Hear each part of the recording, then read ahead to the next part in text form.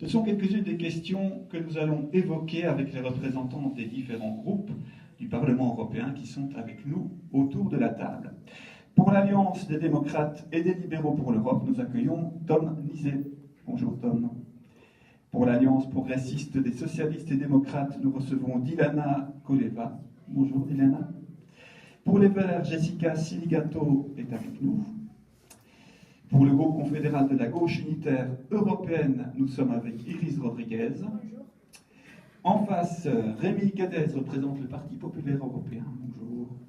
Pauline Deneret nous a rejoint pour les conservateurs et réformistes européens. Le groupe Europe de la liberté et de la démocratie directe est représenté par Alice Dallier. Enfin, Stéphane Guido a été désigné par le groupe Europe des Nations et Liberté pour participer à ce débat. Bonjour à tous. Le public aura évidemment l'occasion d'intervenir et de vous interpeller en cours de débat. Mais sans plus tarder, on va aborder la première question. Alors, pourquoi l'immigration est considérée comme un problème majeur? Alors, c'est ce que vous pensez manifestement de votre côté. Stéphane, pouvez-vous nous donner vos arguments? Donc pour moi, le problème majeur, c'est de privilégier d'abord les citoyens européens pour leur trouver des aides au logement, à trouver un emploi, et je n'ai rien d'autre à rajouter. D'accord, ok. Alors Iris, je suppose que vous n'êtes pas d'accord avec la position de votre adversaire. Oui, micro. Nous ne devons pas oublier les mouvements migratoires font partie de l'histoire et qu'ils ont de multiples causes. Les défenseurs du libéralisme voient dans la migration une opportunité et non un problème. Par exemple, le Portugal vient d'adopter un nouveau décret de régularisation qui permettrait d'obtenir un visa de séjour temporaire à environ 30 000 immigrants qui ont contribué à la sécurité sociale pendant une année pour ralentir une possible perte de la population active portugaise. On va donner la parole aussi peut-être à un autre parti, le Parti populaire européen. Alors, quelle est votre position, Rémi, par rapport à cette problématique? Est-ce que c'est vraiment une problématique majeure, l'immigration? Oui, on pense que c'est une problématique, effectivement, avec l'arrivée en masse des migrants. Donc on aimerait établir un quota pour limiter l'arrivée massive qui, vu qu'ils arrivent en masse, il n'y a pas forcément beaucoup de logements, et donc avec le quota, justement, on pourrait les accueillir, mais en limitant, quoi. Et voilà. D'accord. Est-ce que quelqu'un veut réagir en face ou dans le public? Pas de réaction. On va passer alors à la deuxième sous-thématique de ce débat. Alors, est-ce qu'il y a des avantages à la migration en Europe? On peut prendre l'exemple du Grand-Duché de Luxembourg, par exemple, qui est une nation très diversifiée. Donc, 50% des habitants ne sont pas originaires du pays. Donc, et manifestement, le Luxembourg ne se porte pas trop mal. Alors, on va peut-être donner la parole tout d'abord à Pauline. Pauline, alors est-ce que finalement l'immigration, ça ne peut pas être un avantage pour l'Union européenne? Oui, on pense qu'il y avait un avantage économique. Alors, avec les immigrations, il y avait plus d'argent et plus de travailleurs. Donc pour vous, finalement, c'est une bonne chose. D'accord. On va donner la parole à Diana, peut-être sur cette thématique. Voilà. Diana, il y a des avantages à la migration en Europe? L'immigration a une grande incidence sur le sport en Europe. Il faut noter également l'importance des migrants dans les tendances de l'art, de la mode, de la cuisine européenne, au bénéfice de la diversité. Dans une perspective à long terme, l'immigration a une incidence positive sur la société européenne qui devient aussi plus tolérante, plus diverse et plus d'esprit. Alors, est-ce que votre voisin ici, Tom, partage la même opinion par rapport à cet avantage éventuel de la migration en Europe? Oui, c'est vrai que les migrants apportent beaucoup de diversité culturelle dans divers domaines, comme l'a suggéré la personne à côté de moi. Cependant, on pense que le point fort de la migration serait une raison économique, qui sont une main-d'œuvre très importante, qui arrive en masse et peu chère, donc on peut payer à petit prix. On va peut-être donner la parole aussi plus à droite, voir ce qu'on en pense aussi sur ce sujet, parce que j'imagine que vous ne partagez pas tout à fait le même avis. Alice, par exemple, vous ne voyez pas que des avantages, vous, je pense, à la migration. Alors non, l'immigration, c'est un gros problème de sécurité pour les citoyens européens. On en reçoit déjà des millions qui viennent d'Afrique, du Moyen-Orient, etc. Et on va encore en recevoir des millions.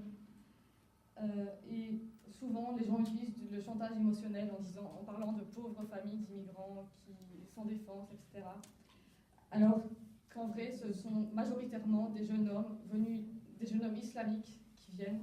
À ce stade-ci, on ne peut plus parler d'immigration, mais d'invasion. Et historiquement, l'Europe a toujours combattu les invasions islamiques.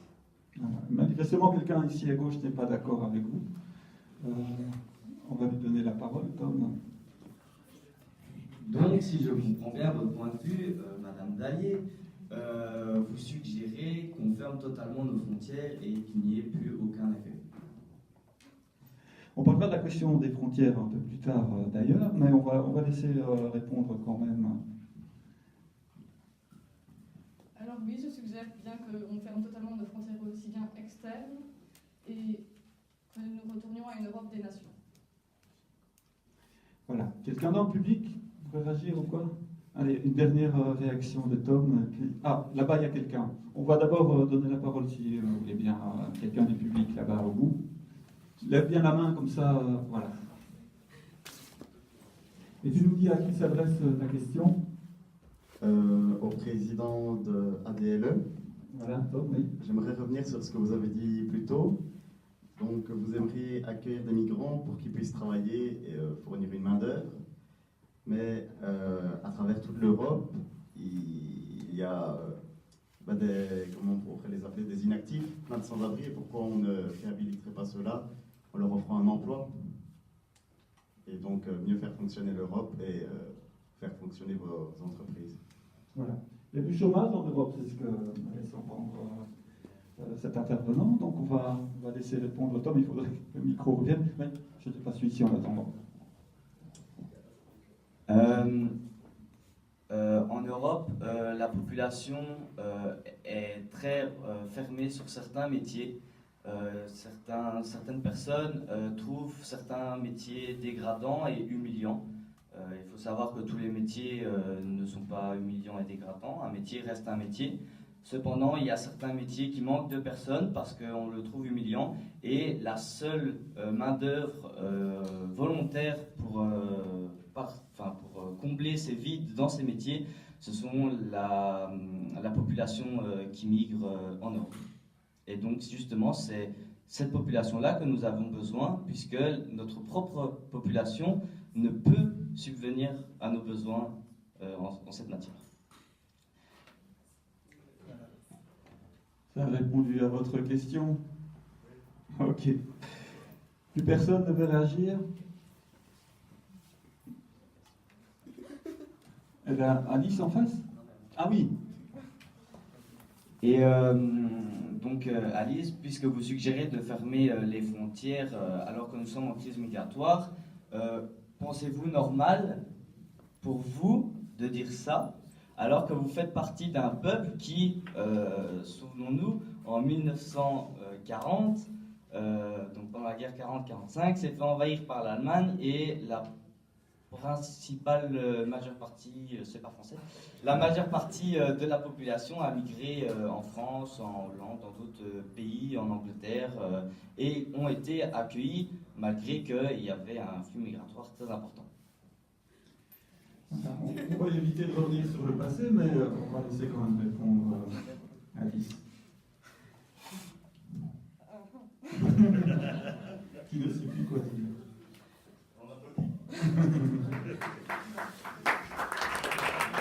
Voilà. Alice, est-ce que vous avez une réponse à apporter à Tom? Non. Franchement, non, désolé. Bon, on va passer alors à la suite du débat. Un autre sujet, donc. Comment les citoyens européens, justement, pour accueillir ces nouveaux arrivants, pourraient agir à petite échelle, à leur niveau, pour participer à l'accueil et à l'intégration de ces populations?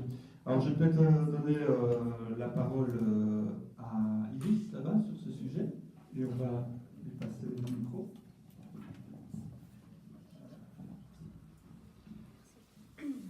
D'après moi, les citoyens européens apportaient vers eux deux impressionnant des volontaires lors des missions de sauvetage en mer, en s'occupant de maisons inhabitées, en forçant le travail social. En offrait de plus sans ampleur, les migrants en réduisaient le racisme et la discrimination dans la vie quotidienne. Ok, on peut peut-être avoir la vie de ta voisine aussi, Jessica.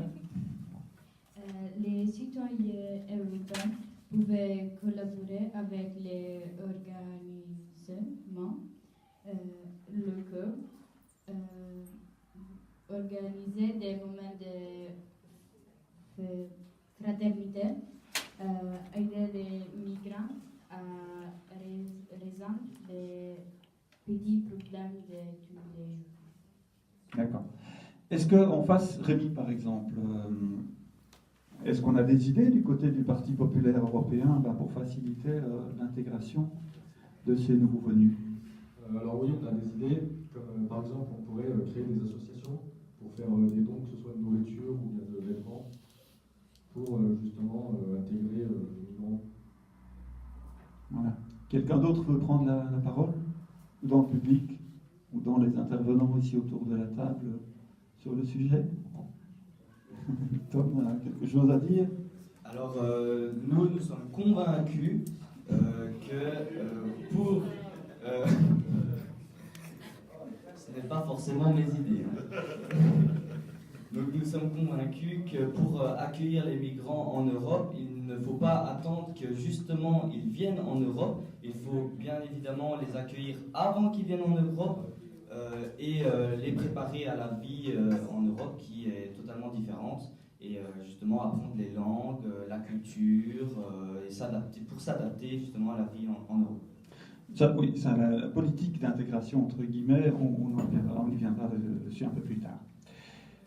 On va aborder un autre sujet maintenant, l'avenir des frontières européennes externes et internes. Est-ce que, parce que là on va s'adresser plutôt vers la droite, à Stéphane par exemple, est-ce qu'il faut fermer ces frontières? D'une part les frontières externes de l'Europe et puis ensuite les frontières entre les États pour ralentir peut-être ce flux de migrants et est-ce qu'il faut renforcer les contrôles? Quelle est votre position à votre groupe? Donc je vois ce que vous venez de dire, donc ralentir le flux migratoire en renforçant les contrôles de nos frontières, aussi bien internes que externes. Et s'il y a des citoyens européens qui veulent venir par exemple en France, ils doivent montrer leur carte européenne. C'est-à-dire renforcer les contrôles, mais un rétablissement des frontières ou juste contrôler davantage? Renforcer les frontières. Donc rétablir les frontières internes, ça c'est la position de votre parti. On va demander à Alice, qui est à côté, qui a une position à mon avis un peu semblable. Exactement. Il faut réinstaurer les frontières externes et promouvoir une Europe des nations, c'est-à-dire réinstaurer aussi les frontières internes. Mais la circulation pourrait se faire encore comme c'est le cas aujourd'hui pour partir par exemple en Grande-Bretagne. Au sein de l'Europe, elle se ferait de la même manière. Je ne sais pas si ça va durer longtemps encore avec la Grande-Bretagne, mais voilà, au sein de l'espace Schengen, donc, il resterait temps. On va laisser peut-être répondre ça. Donc ça veut dire que vous êtes pour le maintien d'un espace Schengen? Plutôt que les citoyens européens puissent voyager en étant un peu plus contrôlés, mais retourner à une Europe des nations où tout ne serait pas décidé à Bruxelles. D'accord, donc chaque État aurait sa souveraineté. Exactement. Quelque part. Alors quelqu'un pour réagir ici en face.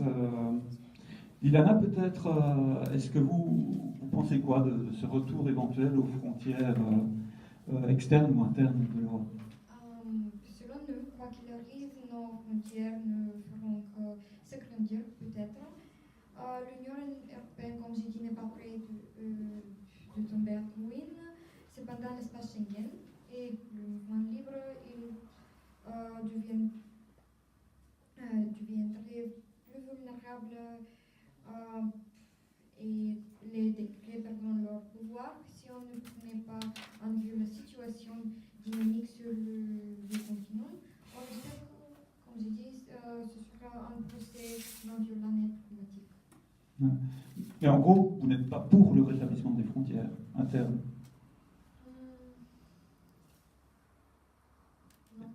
Non, donc voilà. Donc les gens peuvent circuler encore librement en Europe. Oui, c'est bon que c'est mieux si on peut se déplacer librement, comme il présente plus d'opportunités pour les citoyens et aussi les migrants. Voilà. Peut-être donner la parole aussi à Iris ou Jessica. Iris? Je crois que malheureusement, les frontières vont être renforcées. On parle d'une création massive des frontières extérieures, ne pouvant les migrants entrer dans nos pays. C'est donc un acte cruel qui devrait être sans précédent au XXe siècle. Et si nous continuons comme cela, je crois qu'il sera très difficile de se déplacer librement. N'oublions pas qu'il y a un précédent dans nos jours dans les frontières des États-Unis et du Mexique. Voilà, peut-être une réaction à droite par rapport à ce que vient de déclarer Iris. Vous êtes globalement pour un rétablissement des frontières. Alors on va peut-être voir avec Pauline la position de votre groupe. Oui.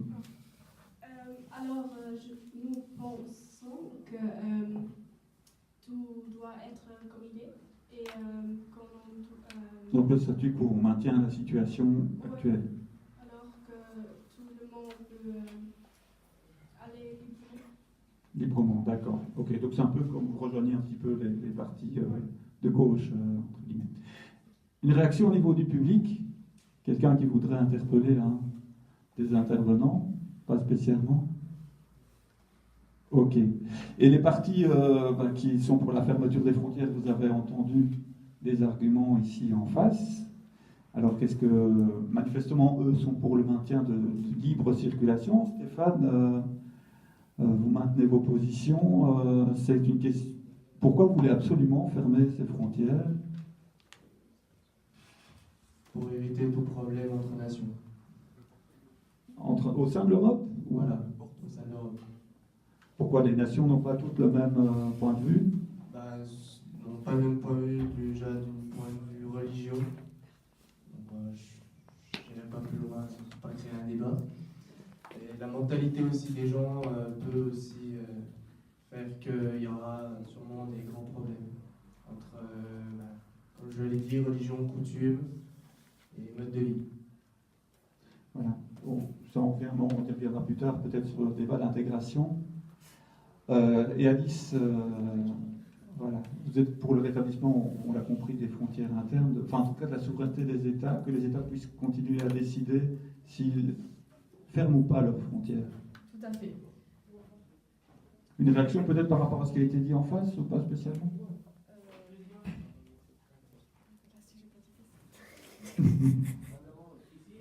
Oui, il y a quelqu'un qui va intervenir dans le public.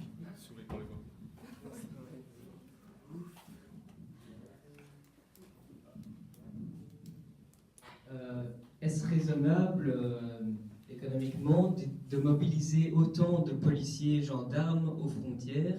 Je ne sais pas s'il y a plutôt des problèmes avec ça, de pour fermer les frontières, il faudrait mobiliser beaucoup de policiers, gendarmes, etc. aux frontières et pour protéger les douanes, enfin pour faire la douane. En gros, est-ce qu'on a les moyens en Europe de renforcer les frontières, justement, de mobiliser Les moyens, sûrement on les a, mais est-ce utile de le faire en considérant cela? Ok. Donc la question, j'imagine, s'adresse plutôt à Stéphane ou Alice. Ah oui. Bon, on va les laisser répondre alors.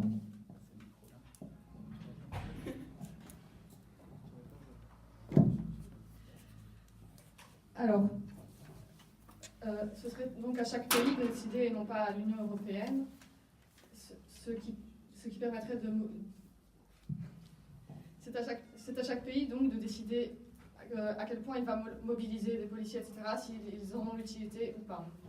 L'Union européenne n'a pas à décider là-dedans, car c'est avant tout un problème de sécurité nationale et pas européen. Le point de vue est un peu différent du côté de ton voisin. Je reviens à ce que tu as dit, donc pour les moyens, les contrôles améliorés. Les moyens, nous les avons, mais nous ne les utilisons pas, à mon avis.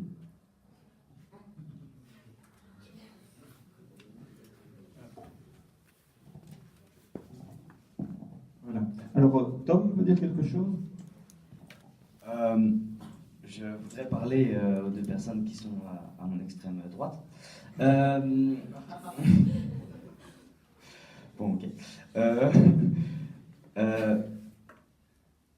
L'Union européenne n'est pas justement une union entre des pays qui justement voudraient partager leur culture et leur savoir. Et si justement chaque pays pouvait décider lui-même de fermer ses frontières, bah, si chaque pays décide, ce n'est plus une union. Donc je pense que si cette question migratoire n'est pas du ressort de l'Union européenne et de tous les pays, et que chaque pays décide, quelle question serait alors pour tous les pays? Alors, ça s'adresse plutôt à Alice, si j'ai bien compris.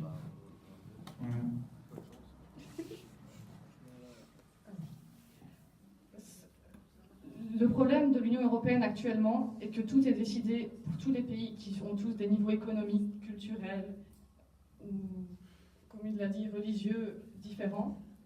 Donc chacun ne peut pas adopter les mêmes mesures quant à l'immigration ou quant aux frontières.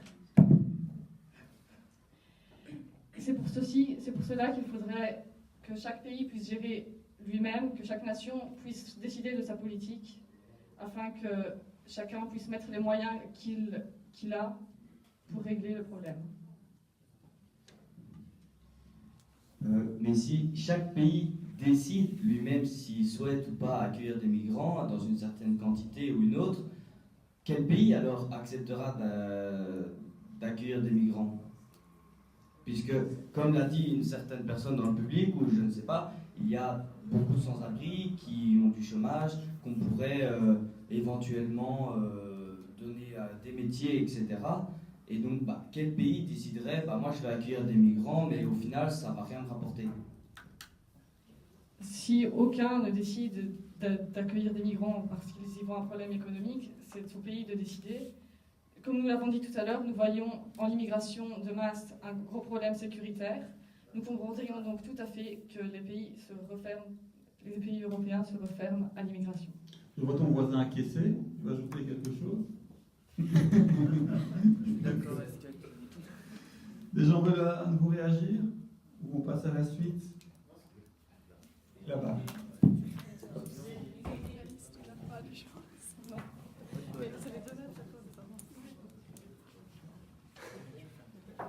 Pour le président de l'ENL, vous avez déclaré un peu plus tôt que donc, vous fermeriez les frontières internes et que pour circuler, il suffirait de montrer une carte européenne. Mais sur quels critères serait basée cette carte européenne et à quel point serait-il facile de l'obtenir ou justement pas facile? Bonne question, on va laisser répondre notre cher ami Stéphane. Il faudrait être de la nationalité européenne, donc être membre d'un des pays de l'UE. Et comment est-ce qu'on fixe ça? Pour des contrôles au sein du pays.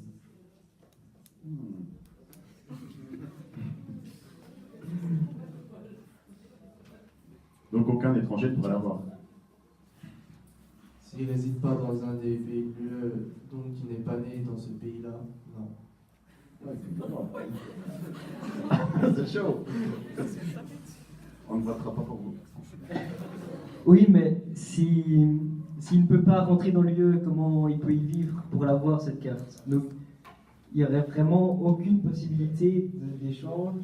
Et pour le tourisme, par exemple, est-ce que ce serait la même chose ou comment ça se passerait? Il faut complètement fermer, s'isoler totalement du reste du monde? Non, parce qu'on a quand même des choses à apporter dans le monde. Pas totalement s'enfermer sur soi-même. J'ai pas dit fermer totalement, j'ai dit faire des contrôles plus sécurisés. Et donc pourquoi les Européens pourraient sortir de l'UE facilement, mais les autres ne pourraient pas rentrer dans l'UE facilement? Parce qu'on peut avoir plusieurs problèmes avec d'autres pays non membres de l'UE.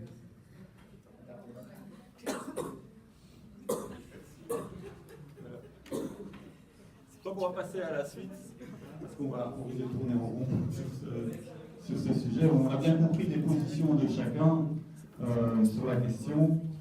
Donc on va passer à la suite. Alors on est confronté dans certains pays européens de plus en plus à un problème de vieillissement de la population.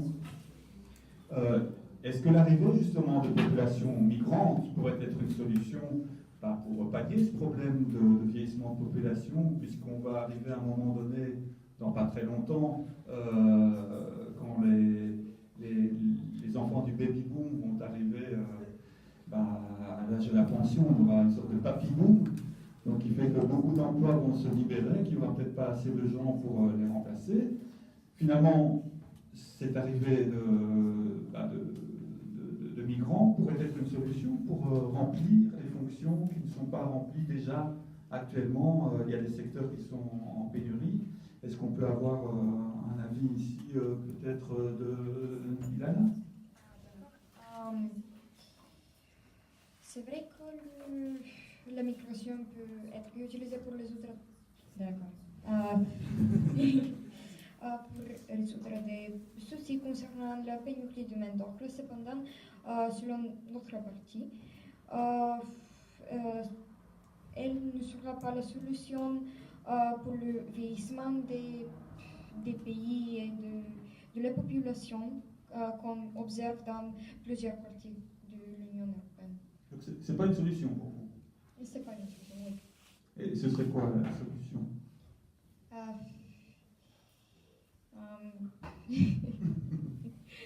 Peut-être la solution c'est de stimuler les citoyens, d'avoir plus d'enfants. Oui. Voilà. Okay. C'est vraiment la position de votre groupe? Oui. Ok. On va donner la parole peut-être au Vert, justement, sur ce problème de vieillissement de la population. Est-ce que l'arrivée de migrants pourrait être une solution, justement, pour pouvoir pallier ce vieillissement de la population et avoir des gens qui remplacent les postes de travail qui ne seront plus remplis? L'arrivée des migrants est une solution pour certains pays membres où la population vivait, par exemple en Italie, les personnes âgées dépassent les plus jeunes, les entreprises pourraient trouver des main-d'œuvre qui manquent. Voilà, il y a un manque de main-d'œuvre, donc ça pourrait être une solution, notamment en Italie.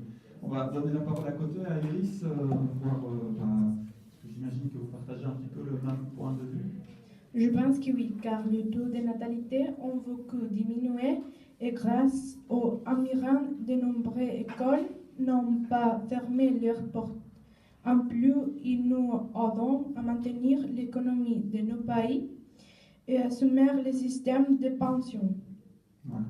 On va demander là, ici peut-être au PPE, au Parti populaire européen.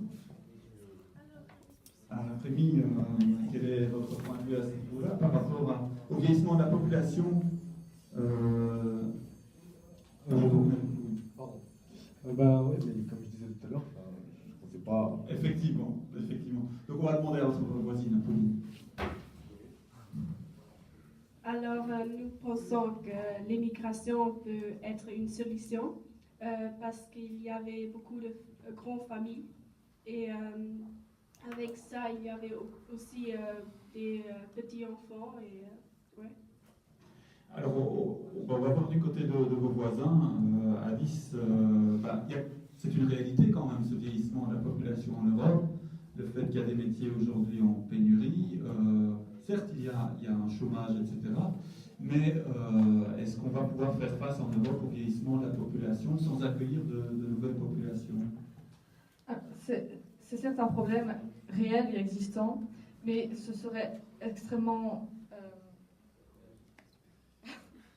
irrationnel de tenter de pallier à un problème tel que celui-ci, tout en jouant sur l'insécurité que les immigrants pourraient apporter, et en risquant de détruire la culture des pays qui les accueilleraient.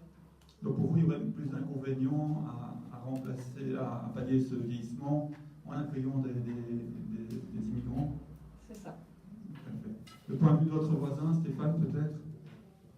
Pour moi, ce serait d'aider les familles européennes à avoir de l'argent pour élever leurs enfants et donc d'avoir une augmentation de la natalité. Voilà, ce serait la solution pour vous. Voilà. Peut-être une réaction au niveau du public?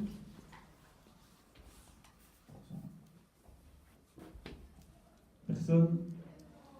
Ou en face? Personne non plus? On passe à la suite du débat.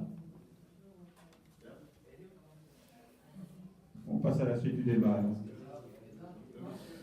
Il y avait quelqu'un qui veut réagir?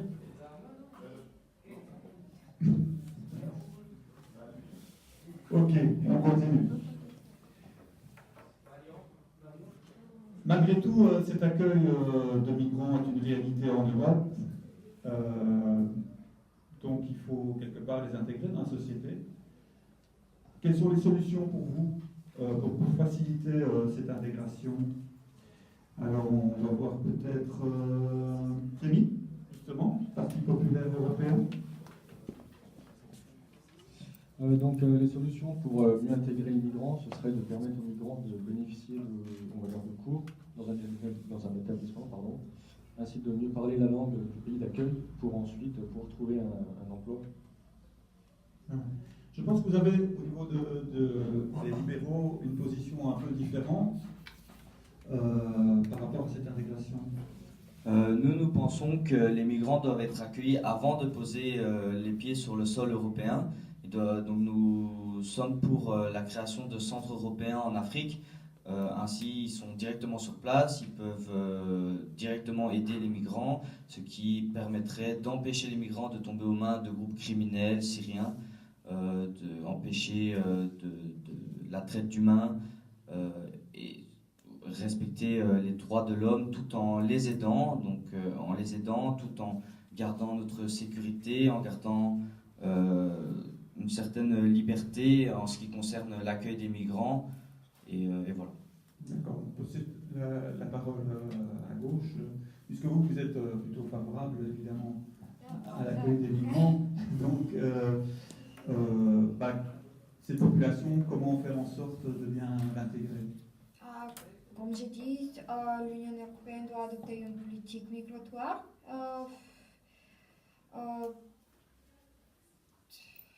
qui permet à l'Union et ses États européens, ses États membres, d'assumer entièrement leur part de responsabilité dans la situation des réfugiés et d'endosser un rôle d'acteur généreux et digne de confiance au sein de la communauté internationale. Pour remédier de façon durable à la situation des migrants, il convient de s'engager réellement à intégrer la notion de responsabilité européenne commune dans le domaine de la migration. Ce n'est pas le cas actuellement, tous les pays ne jouent pas le jeu actuellement Il y a des pays qui sont un peu réticents par rapport à ça. Ça dépend du gouvernement dans le pays et de l'avis du public. En fait, alors chacun a le droit de faire un unique avis. Ouais. D'accord. On va peut-être passer la parole en face, justement, par rapport à cette intégration. Alice, c'est une réalité. Pour le moment, il y a des migrants sur le sol européen. Comment faciliter, de votre point de vue, leur intégration dans la société? C'est une question assez compliquée à répondre, étant donné que nous ne sommes pas vraiment pour l'immigration, mais nous pensons donc qu'il faudrait refermer le plus possible nos frontières ou rendre encore plus strict le contrôle des migrants à leur arrivée, afin d'éviter tout problème d'insécurité. Mais qu'est-ce qu'on fait avec les migrants qui sont présents sur le sol européen? Il faut qu'ils s'intègrent le mieux possible pour ne pas... Il faut réussir à les intégrer dans notre société, à leur faire assimiler notre culture, notre mode de vie. C'est un peu la question, justement. Comment les intégrer? C'est la colle. Est-ce que c'est pas d'un côté, on a des idées de votre côté à ce sujet-là? Je reviens donc à ce excusez-moi de vous interrompre, on ne va quand même pas les renvoyer chez eux, ou c'est ce que vous souhaitez? S'ils sont là, autant les intégrer à notre société, mais sans qu'ils imposent leur religion et leur mode de vie. Donc ils doivent adopter nos coutumes. Voilà. Ok. Voilà. Quelqu'un veut peut-être réagir? Là, peut-être à gauche, Iris.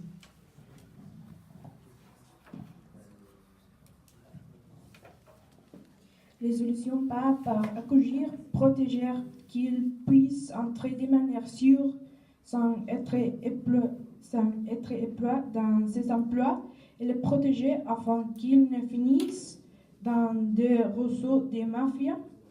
En plus, les garantir l'accès au système sanitaire, l'éducation, les politiques sociales, les droits des citoyens, etc.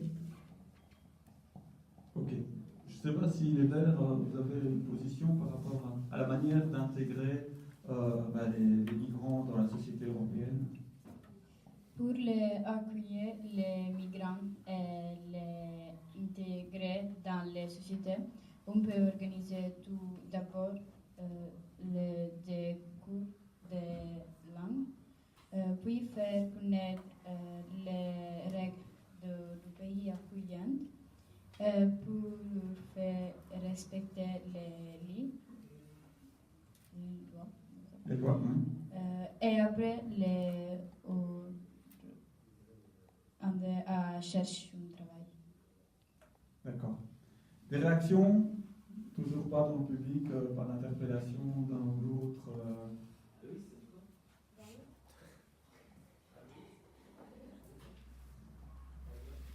Non, pas de réaction? Alors on en a parlé un petit peu dans la question précédente.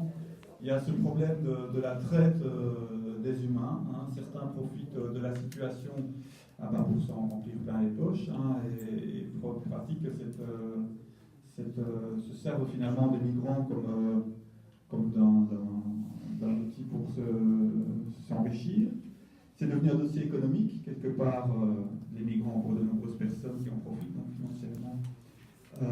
Comment faire pour interrompre ce trafic d'êtres humains? Vous en parliez, vous ici, Tom, notamment de ce contrôle hors des frontières de l'Europe par l'Europe. C'est vraiment la solution? Oui, nous sommes convaincus que cette solution est la meilleure solution et la meilleure façon de contrer ce flux important de migratoire qui nous envahit, on n'arrive pas à gérer entièrement. Et si on construit des centres européens directement en Afrique, on peut gérer cette population qui va arriver et les former directement à intégrer notre société. Et je reviens avec ce que Rémi a dit tantôt. Nous sommes pour une réforme du Dublin et pour la mise en place de quotas. On peut peut-être rappeler ce qu'est Dublin, du coup. Oui, donc Dublin, c'est, comment expliquer, c'est quelque chose qui dit que le migrant doit être pris en charge par le pays sur lequel il a posé le premier pied en arrivant en Europe. Et donc, bah, ça veut dire qu'un migrant qui arrive en Italie et qui se fait contrôler en France, un migrant qui arrive en Italie ne peut demander une demande d'asile en France, puisque la demande est directement renvoyée en Italie. Et ils ont, pour mettre en place ce système-là, ils ont créé un système, je ne sais plus comment il s'appelle, peut-être vous pourrez me rappeler, d'empreinte digitale pour pouvoir savoir quel migrant est arrivé dans quel pays. Et donc le problème, c'est que l'Italie, la Grèce notamment, accueillent beaucoup de migrants, et comme c'est les pays les plus proches du continent africain, c'est eux qui doivent s'occuper du plus de demandes d'asile. Et donc, c'est pour ça que nous sommes pour la mise en place de quotas qui diviseraient le nombre de migrants dans certains pays, évidemment au détriment des pays plus au nord. Et voilà, pour un peu diviser tout. Et donc, si je comprends bien, ce serait dans ces centres en dehors de l'Europe, gérés par l'Europe, que l'on déciderait, tel migrant il va dans tel pays, etc. Éventuellement, il aurait une formation. À la fin de sa formation, et on dirait qu'il y aurait un certain quota qui pourrait rentrer en Europe à la fin de la formation. Oui. Voilà. Est-ce qu'on est d'accord avec ce point de vue à gauche, Diana?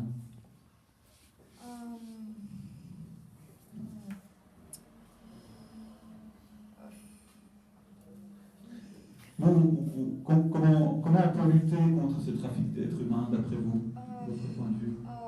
On doit renforcer l'économie de migration légaux et réduire la nécessité des migrants de trouver d'autres moyens de rentrer dans le pays.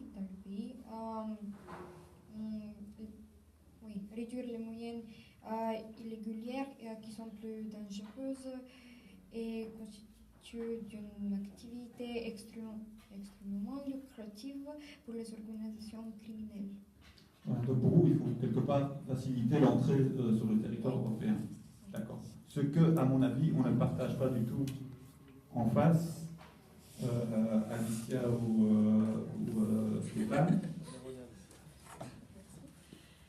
Alors, il faudrait être plus strict sur les conditions d'asile, car plus on construit de centres pour accueillir des réfugiés, non pas des réfugiés, des personnes en situation irrégulière, plus on encourage le trafic d'êtres humains, etc.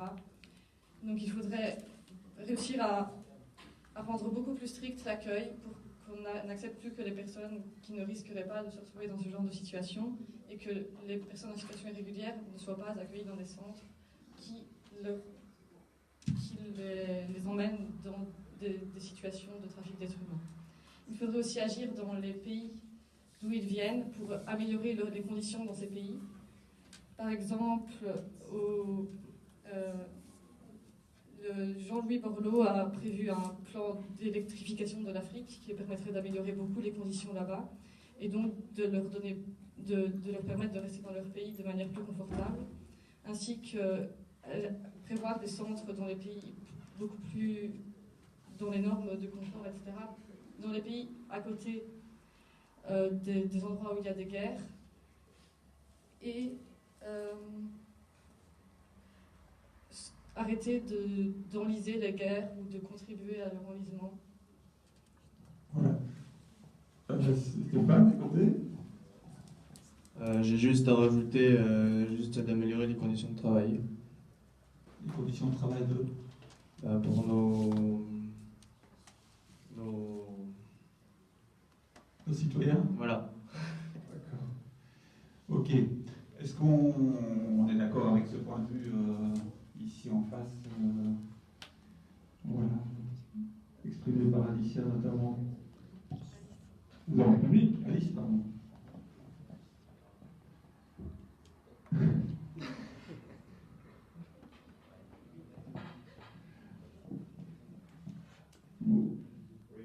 On doit le rappeler, peut-être, point de vue d'Alice. Alice, tu peux résumer en gros. Il faut agir aussi bien dans nos pays et rendre plus strictes les conditions d'accueil afin de ne plus prévoir de centres pour accueillir les personnes en situation irrégulière, car cela encourage les trafiquants d'êtres humains. Et aussi agir dans les pays d'où ils partent, notamment en Afrique par exemple, par des situations concrètes pour améliorer leurs conditions et arrêter d'enliser la guerre. En gros, ça pose la question de la responsabilité de l'Europe dans les conflits, notamment dans ces pays. Est-ce que s'il n'y avait plus de conflits dans ces pays, il y aurait encore l'afflux de réfugiés qui viennent ici? L'Europe a une part de responsabilité. Est-ce que vous êtes d'accord avec ça de votre côté?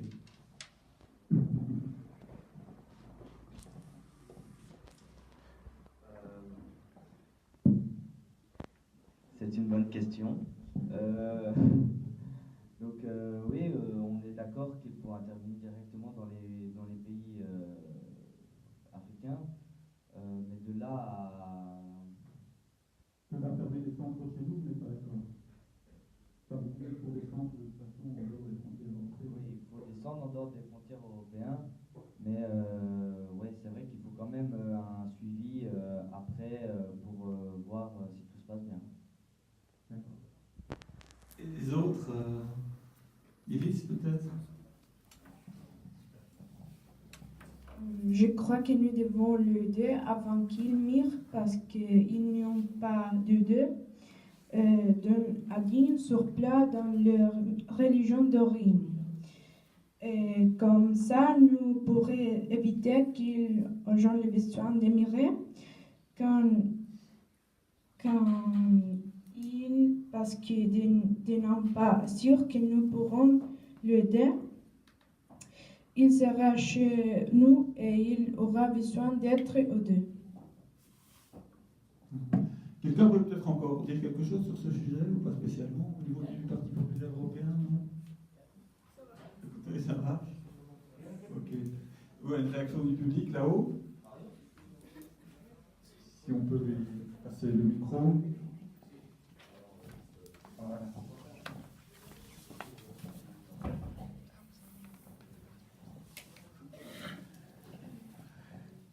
Bonjour. Alors, tu peux nous dire à qui s'adresse la question?